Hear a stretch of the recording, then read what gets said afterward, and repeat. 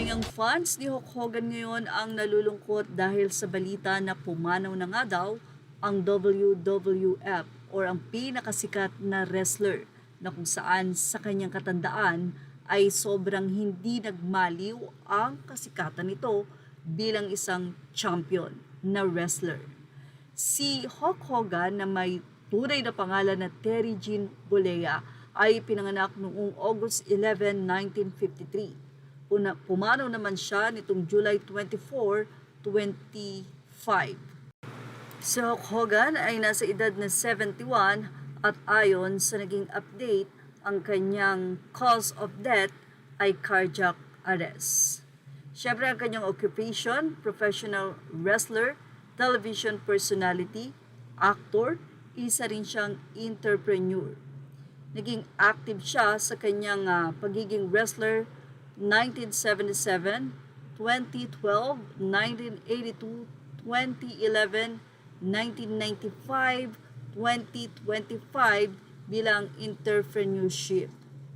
Si Hulk Hogan ay tila may dalawang anak, si Brooke at si Nick. Marami ang nalulungkot, especially ang mga Pinoy sa pagpanaw nga ng minahal nilang wrestler. Talaga namang mai-enjoy ka noon pag napapanood mo si Hulk Hogan na kapag sinabing Hulk Hogan ay may bandana sa ulo at may blonde na mustache. Ito ang kanyang trademark o pagkakilanlan. Well, say ng mga anonymous commentator mula sa naging update ng Fashion Police, "Ow! R.I.P. Hulk Hogan. Paborito ko siya noong bata pa ako."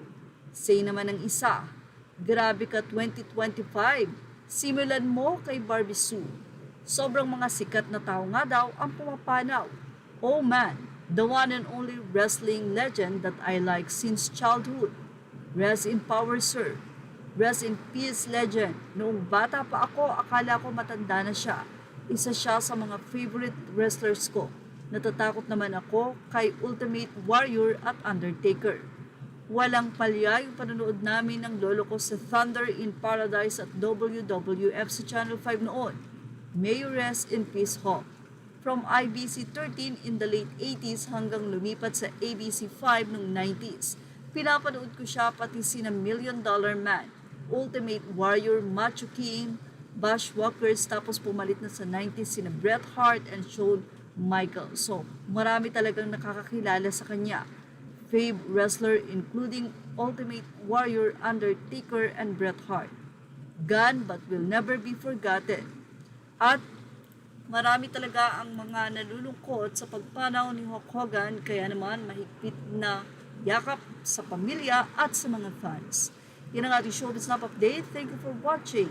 Images are all credit to the rightful owners.